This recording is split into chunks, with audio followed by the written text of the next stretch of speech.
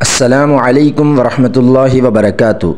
معزز سامعین، ہم اس ویڈیو میں امام بخاری رحمۃ اللہ علیہ کے حالات بیان کریں گے جنہوں نے بخاری شریف کی کتاب لکھی، اور بخاری شریف کی کتاب قرآن کے بعد تمام کتابوں میں سے سب سے زیادہ صحیح اور عمدہ کتاب ہے۔ دوستو، امام بخاری رحمۃ اللہ علیہ 13 شوال سن 194 ہجری 20 جولائی سن 810 عیسوی کو بعد نماز جمعہ بخارا میں پیدا ہوئے۔ امام بخاری رحمۃ اللہ علیہ ابھی کم سن ہی تھے کہ شفیق باپ کا سایہ سر سے اٹھ گیا اور تعلیم و تربیت کے لیے صرف والدہ ہی کا سہارا باقی رہ گیا۔ شفیق باپ کے اٹھ جانے کے بعد ماں نے امام بخاری کی پرورش شروع کی اور تعلیم و تربیت کا اہتمام کیا۔ امام بخاری رحمۃ اللہ علیہ نے ابھی اچھی طرح آنکھیں کھولی بھی نہ تھیں کہ بینائی جاتی رہی۔ اس المناک سانحہ سے والدہ کو شدید صدمہ ہوا۔ انہوں نے بارگاہ الہی میں آہوزاری کی، عجز و نیاز کا دامن پھیلا کر اپنے لاثانی بیٹے کی بینائی کے لیے دعائیں مانگیں۔ ایک مضطرب، بے قرار اور بے سہارا ماں کی دعائیں قبول ہوئیں۔ انہوں نے ایک رات حضرت ابراہیم خلیل اللہ علیہ السلام کو خواب میں دیکھا۔ فرما رہے تھے کہ جا اے نیک خاتون، تیری دعائیں قبول ہوئیں، تمہارے نور نظر اور لخت جگر کو اللہ تعالی نے پھر نور چشم سے نواز دیا ہے۔ صبح اٹھ کر دیکھتی ہیں کہ بیٹے کی آنکھوں کا نور لوٹ آیا ہے۔ سبحان اللہ۔ حضرت احمد بن حفص رحمۃ اللہ علیہ نے کہا ہے کہ میں حضرت اسماعیل رحمۃ اللہ علیہ کے پاس ان کی موت کے وقت گیا، جو امام بخاری رحمۃ اللہ علیہ کے والد تھے۔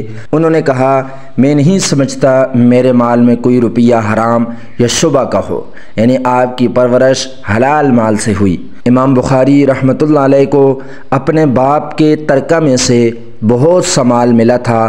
ایک دفعہ امام بخاری رحمۃ اللہ علیہ کے پاس کچھ مال تجارت آیا۔ تاجروں نے 5000 کے نفع سے اسے مانگا۔ پھر دوسرے دن کچھ اور تاجروں نے 10,000 کے نفع کی پیشکش کی تو امام بخاری رحمۃ اللہ علیہ نے فرمایا، میں نے پہلے تاجروں کو دینے کی نیت کر لی تھی، آخر انہی کو دے دیا اور مزید 5000 کا نفع چھوڑ دیا۔ امام بخاری رحمۃ اللہ علیہ کو اپنے والد کی میراث سے کافی دولت ملی تھی۔ آپ اس سے تجارت کیا کرتے تھے۔ اس آسودہ حالی سے آپ نے کبھی اپنے عیش و عشرت کا اہتمام نہیں کیا۔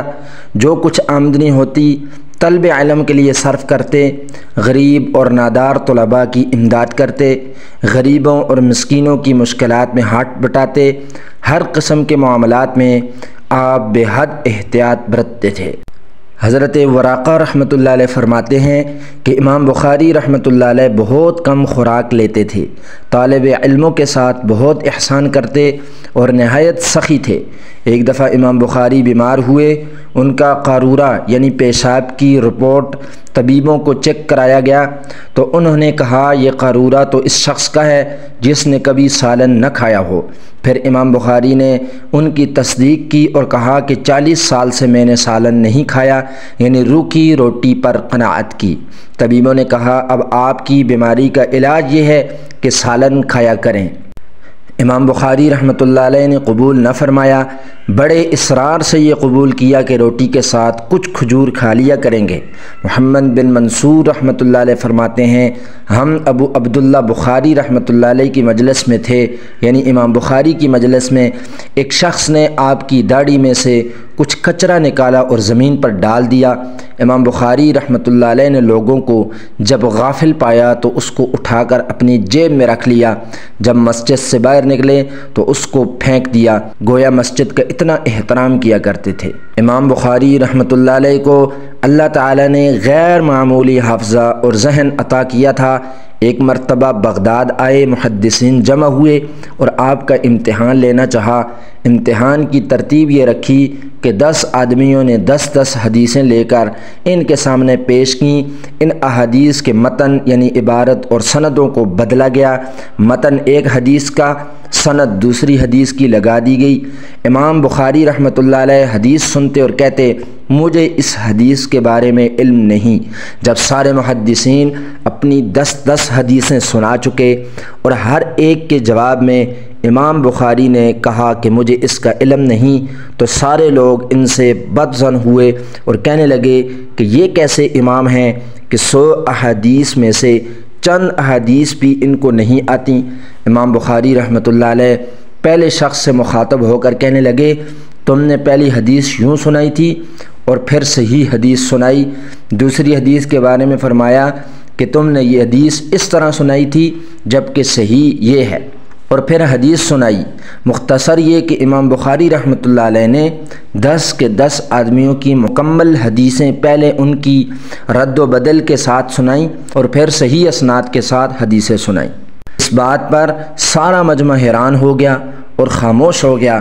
علامہ ابن حجر عسقلانی رحمۃ اللہ علیہ یہ واقعہ لکھنے کے بعد فرماتے ہیں، یہاں امام بخاری کی امامت تسلیم کرنی پڑتی ہے۔ تعجب یہ نہیں ہے کہ امام بخاری رحمۃ اللہ علیہ نے غلط احادیث کی تصحیح کی، اس لیے کہ وہ تو تھے ہی حافظ حدیث۔ تعجب تو اس کرشمہ پر ہے کہ امام بخاری رحمۃ اللہ علیہ نے ایک ہی دفعہ میں ان کی بیان کردہ ترتیب کے مطابق وہ تمام تبدیل شدہ حدیثیں بھی یاد کر لی تھی۔ اور یہ بخاری شریف ایسی کتاب ہے کہ جس کو لقب ملا اصح الکتب بعد کتاب اللہ، یعنی اللہ تعالیٰ کی کتاب قرآن پاک کے بعد سب سے زیادہ تمام کتابوں میں سے صحیح اور عمدہ کتاب بخاری شریف ہے۔ امت کے ہزاروں محدثین نے سخت سے سخت کسوٹی پر کسا، پرکھا اور جھانچا، مگر جو لقب اس مقدس تصنیف کے لیے من جانب اللہ مقدر ہو چکا تھا وہ پتھر کی کبھی نہ مٹنے والی لکیریں بن گیا۔ حق کو پانے والے کے لیے 2 ہی کتابیں کافی ہیں، ایک اللہ تعالیٰ کی کتاب یعنی قرآن کریم جو سب کے نزدیک مشہور اور متواتر ہے، اور دوسری کتاب رسول اللہ صلی اللہ علیہ وسلم کی احادیث کی کتاب صحیح بخاری ہے۔ اگرچہ احادیث رسول اللہ صلی اللہ علیہ وسلم پر کتابیں اور بھی ہیں، لیکن کوئی بھی ان میں سے صحیح بخاری کے ہم پلہ نہیں ہے۔ اور امام بخاری رحمۃ اللہ علیہ خود فرماتے ہیں کہ میں نے کوئی حدیث اس کتاب میں اس وقت تک داخل نہیں کی جب تک غسل کر کے 2 رکعت نماز ادا نہ کر لی ہو۔ بیت اللہ شریف میں اسے میں نے تعلیف کیا اور 2 رکعت نماز پڑھ کر ہر حدیث کے لیے استخارہ کیا۔ مجھے جب ہر طرح سے اس حدیث کی صحت کا یقین ہوا تب میں نے اس کے لیے اندراج کے لیے قلم اٹھایا، اس کو میں نے اپنی نجات کے لیے حجت بنایا اور 6 لاکھ حدیثوں سے چھانٹ چھانٹ کر میں نے اسے جمع کیا۔